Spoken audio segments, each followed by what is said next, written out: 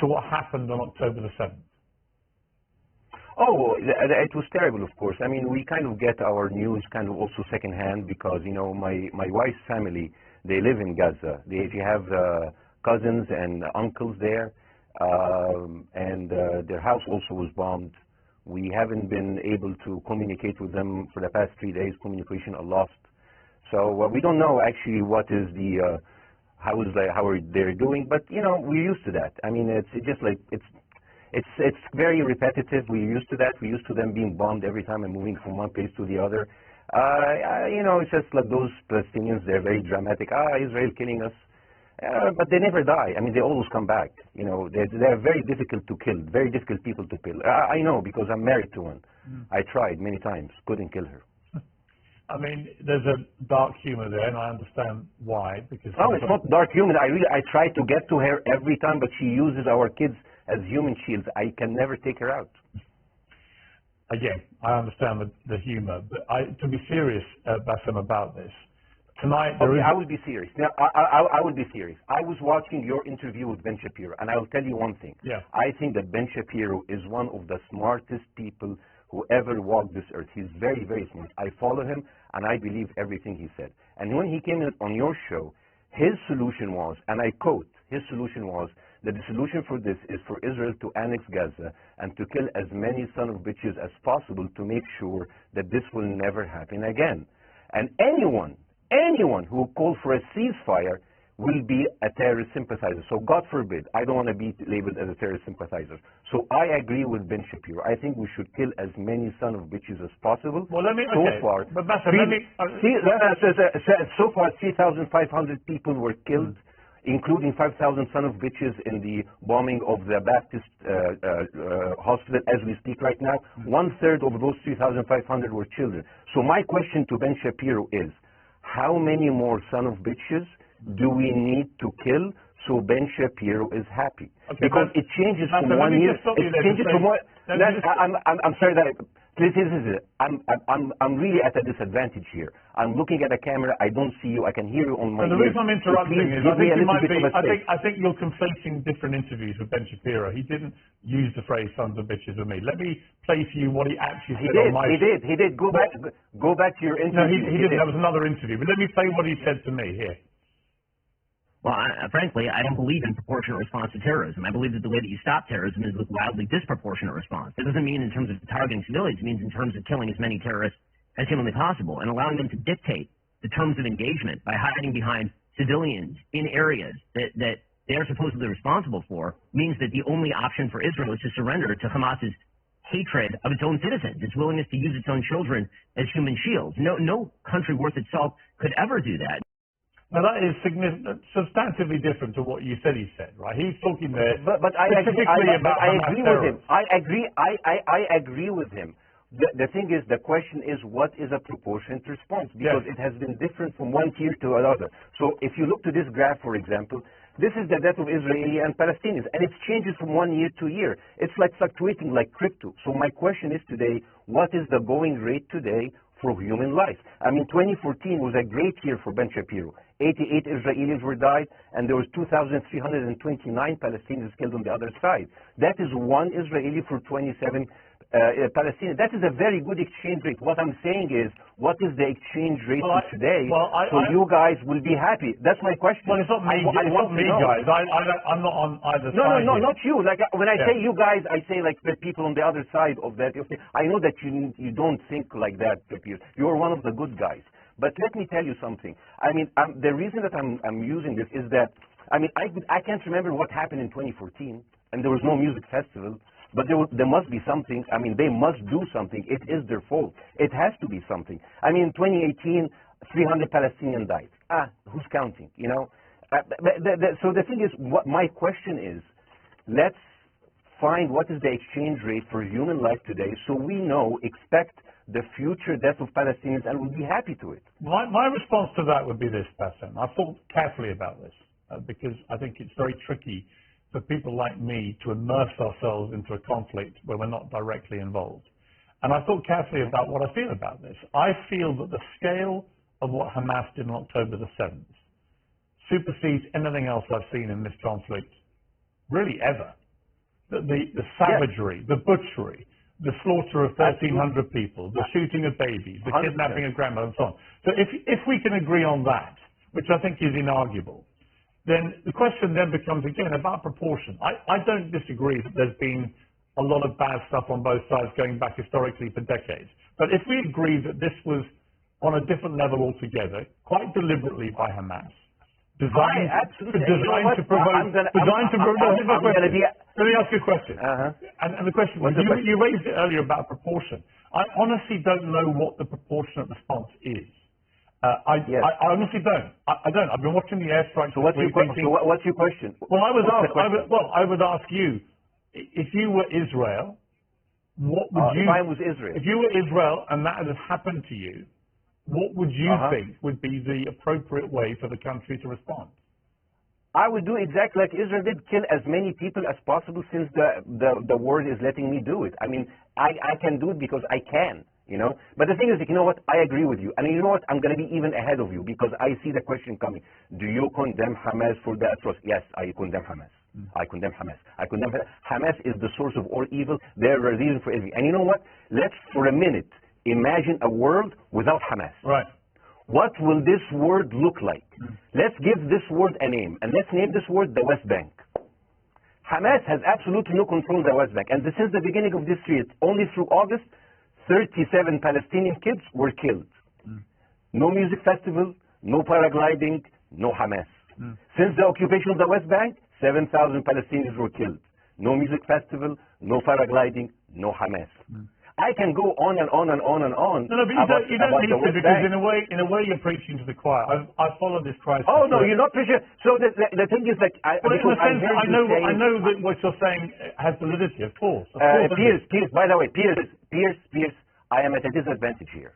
I can hear you, I cannot see you. I am in a claustrophobic room, and so please cut me some slack and don't interrupt me and interrupt my points. Sure.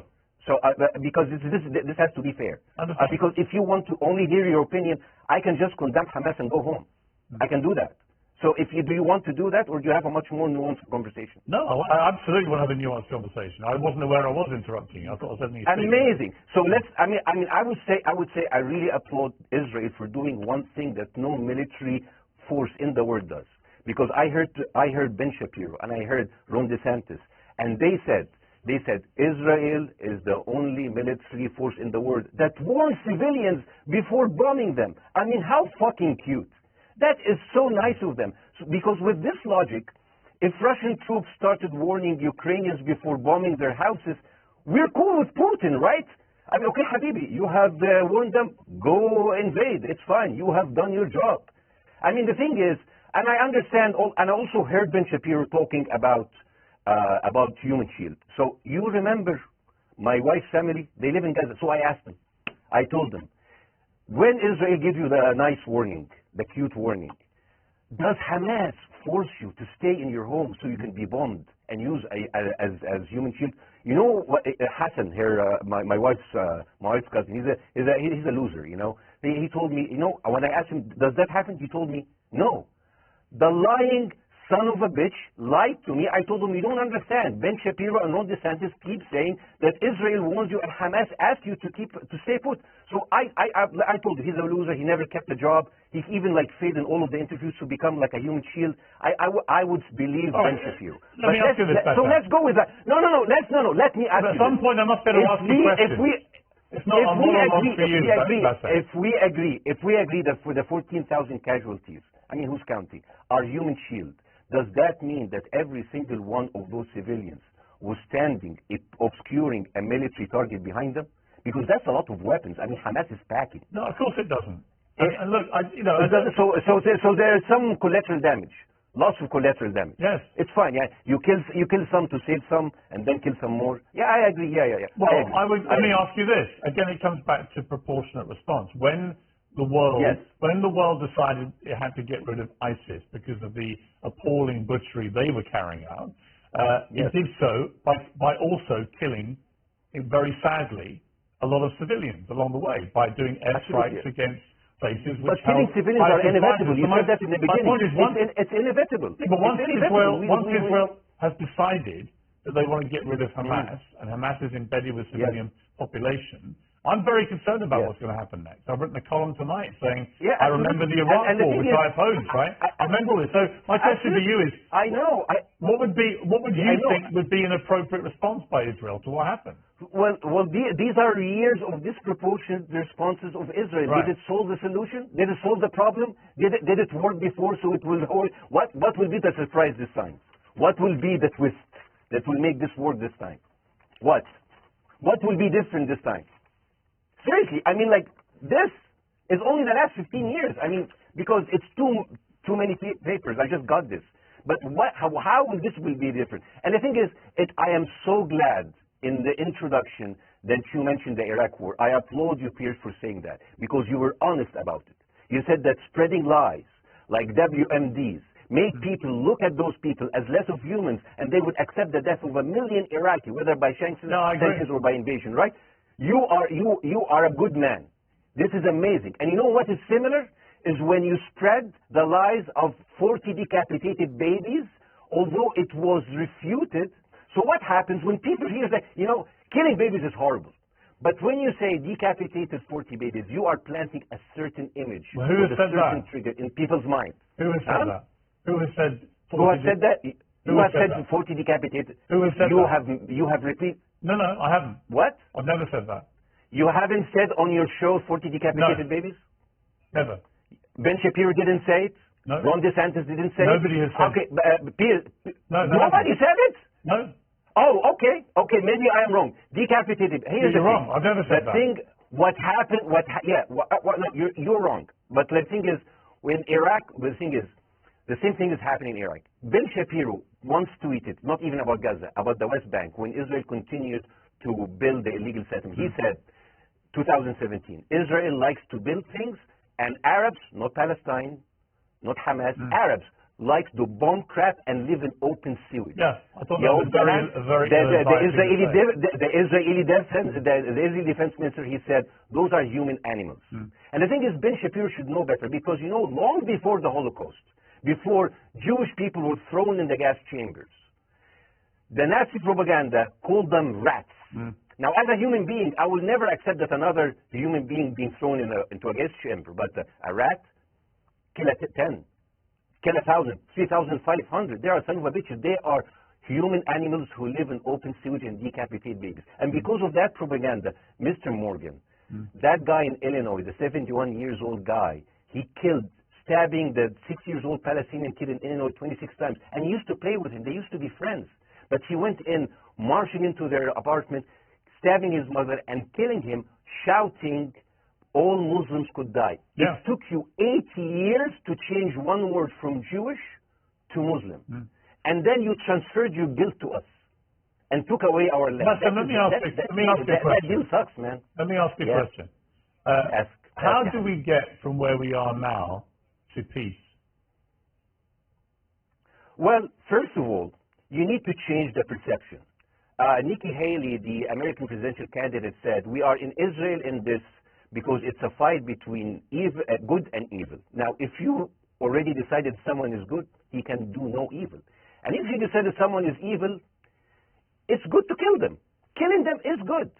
You see, the thing is, it is not like something new. I mean, I look at history and I see, I'm sorry to say this, but Westerners has always dealt like this with indigenous people. You first treated them like savages, Native American, First Nation, Aboriginal. They're savages. Kill all the savages.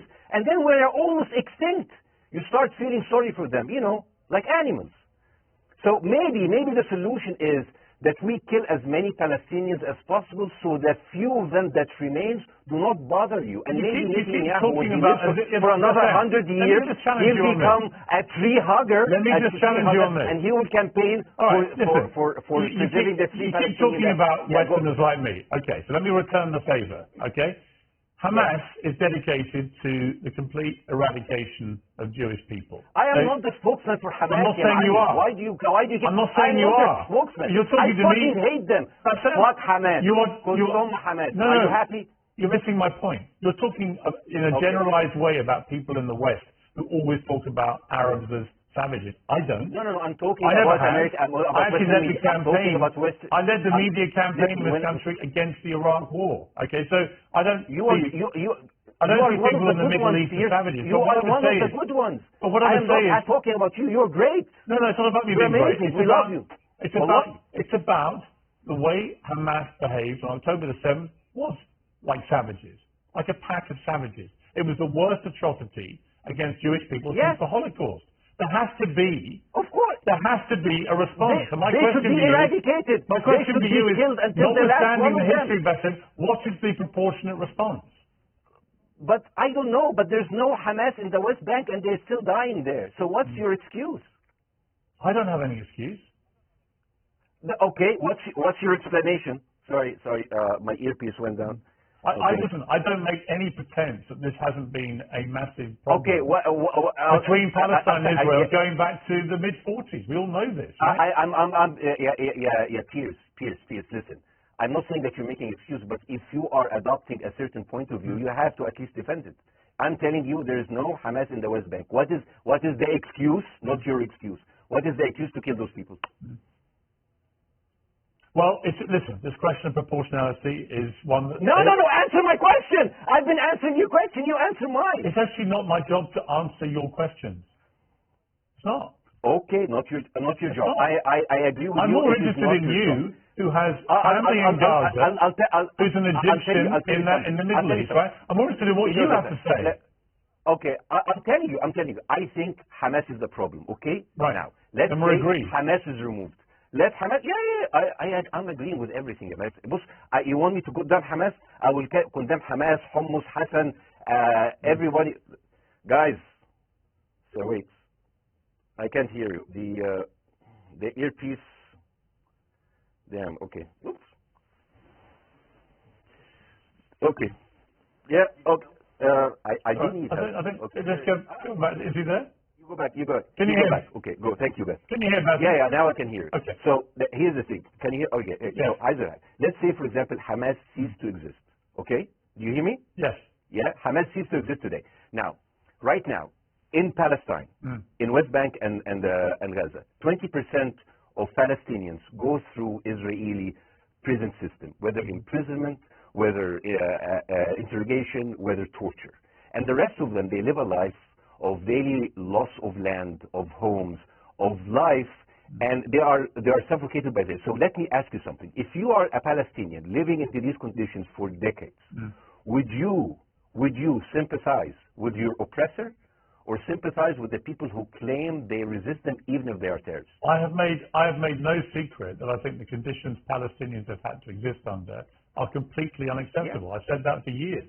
So the question then becomes, how do you forge peace between two warring parts of that region who for decades have approached peace, in my view, with mutual sledgehammers, with no actual desire to have peace? And I think it comes down in the end to great leadership. And I don't think there's great leadership. I don't think, well, hang on, let me make a point. I don't think there's great leadership on either side. Where is the Nelson Mandela figure here to come through all this? Nelson Mandela? Yeah, where is that figure?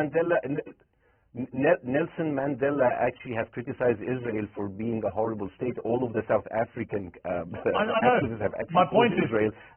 My point is about how he responded to a country that was so divided. Is a template for how you get to peace, isn't it? I haven't met Nelson Mandela, so I wouldn't know. But like there is a point. There's a very important point here. You know, I want to understand what is the logic of Israel carpet bombing Gaza. I mean, if there's a logic, if this will make Israel safe, I want to hear the logic. So if they continue bombing, what are they hoping to achieve? Well, we know what their stated aim is. Their stated aim is to eradicate and wipe out Hamas. They believe Hamas are living predominantly in northern Gaza. They also are aware they're living amongst civilians. So it's an incredibly difficult thing. As I said in my monologue, it is very, very difficult to see how they do this without massive collateral damage. So if I can understand this correctly, basically Israel is doing this to pressure the Palestinian community in Gaza to turn against Hamas. Is that right? I'm sure that's part of it, yes. That's part of it. So this is exactly what terrorist organizations do, because terrorist organizations will have no chance beating a whole nation in battle. So they terrorize and they kill the civilians in order to spread fear and terror so they can turn against their government to change their policy or to resign. You have just compared Israel with ISIS. No, I haven't. I don't see any comparison between It's going to be the headlines tomorrow. Piers Morgan, Israel is ISIS. Only amongst people who weren't listening. The comparison, which is more apposite, is ISIS and Hamas. They are both nihilistic terror groups intent on killing as many Jewish people and others as they can possibly kill. And you can't get peace with people like that. Absolutely. You know what? I'm going to do something that nobody done on your television. You know what I'm going to do on your episode? I'm going to pretend that I'm an Israeli citizen. I'm going to put myself in the place of an Israeli settler in the kibbutz. And I want to speak to my Prime Minister, Benjamin Netanyahu. Mr. Benjamin Netanyahu, I have voted for you because you have promised us peace and prosperity and security. On the 7th of October, those son of bitches Hamas, they went into the fence that is regularly heavily guarded. Usually if there's like a dog that comes close to it, it will be shot. Those people went in and they went for 6 hours before IDF forces was deployed, killing our friends, our families, kidnapping our grandmothers and babies, and went in. I want to ask you, Mr. Prime Minister, after you have fractured the Israeli community and you have fucked our courts, our Supreme Courts, what are you doing with the money being given to you, to the United States? Also, you are carpet bombing Gaza with absolutely no regards to our hostages, our people. I heard a rumor in the kibbutz that you're doing that you let that happen as an excuse to carpet bomb Gaza, so you put them into Sinai. And I didn't believe it. I said, not my Prime Minister, he can never do that. And then I watched an interview for Danny Ayalon. He was your chief advisor. He was also the Israeli ambassador to the United States. And you know what he said, Mr. Prime Minister? He said that the solution for those Palestinians is to go into a vast land of Sinai and live into tent cities temporarily, temporarily, wink wink, until we build Gaza again, and then we invite you back. يعني عبت احنا بقى. يعني فاهمني؟ We've seen this movie before. So يعني and when I saw this, I couldn't explain to my fellows in the kibbutz how come our Israeli government is trading human lives for another piece of land. So as an Israeli citizen, I need to hold my Israeli government accountable. And as an American citizen, I want to know all of these money that we are giving to Israel. We're giving them $4 billion every year. Joe Biden said it's the best investment America ever done. Well, if I am in the place of Joe Biden, I would say, sorry, don't speak. I would say, if I was Joe Biden, I would go down and whisper in the ears of Netanyahu and tell them, I hate bad investments. They haunt me, like Littlefinger in Game of Thrones. But the thing is, this is the problem. Israel always victimizes itself, and I have never seen a victim putting their oppressor under siege and bombing them 24/7. Israel wants you to believe that they are the victim. Dealing with Israel is so difficult. It's like being in a relationship with a narcissistic psychopath. He fucks you up, and then he makes you think it's your fault. Right, you look at Israel as Superman, but they're really homelanders. Wallahi, they are shooting fish in a barrel, and they are annoyed with the splashes. Bassem, I want to say two things. One, if you could just slightly manage your language. We are uncensored, but if you keep swearing, I'm very sorry. We have to apologize to viewers who may be offended by that. But I understand passions run high, so let's not get too bogged down about the old swear I apologize to the viewers. I apologize to the viewers for my language. My second question is this. The sight of dead civilians. After the break, we have the managing director of the Daily Wire, which is Ben Shapiro's company. We were going to interview him on his own, but he's happy to come on and talk with you directly if you are prepared to stay. Well, of course, I can stay, but again, I am in a disadvantage, and I would like to have my space to respond. Okay, we'll come back after the break. Because here's the thing. We're going to go to a break. All right. When we come back from the break, it'll be you and Jeremy. We'll take a short break, Bassem. We'll be back. Hi, Jeremy. Please say hello to Ben Shapiro, and please tell him that I do think he is the smartest person to ever walk the earth. Thank you so much. So, as a response to Jeremy, I agree with everything you said. I mean, what is disproportionate? I mean, he just used the examples from Second World War in America, showing that civilian casualty is. I heard his voice.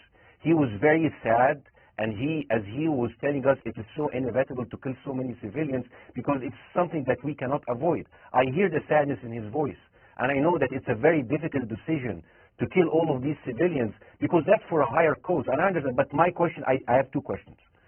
The question is, how can you justify the killing in the West Bank where Hamas does not exist?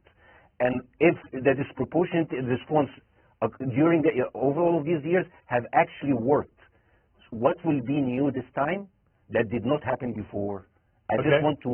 That was my question. Okay. That was my question. I'm going to. Okay. So now, if I ask the question, can I say something on my side?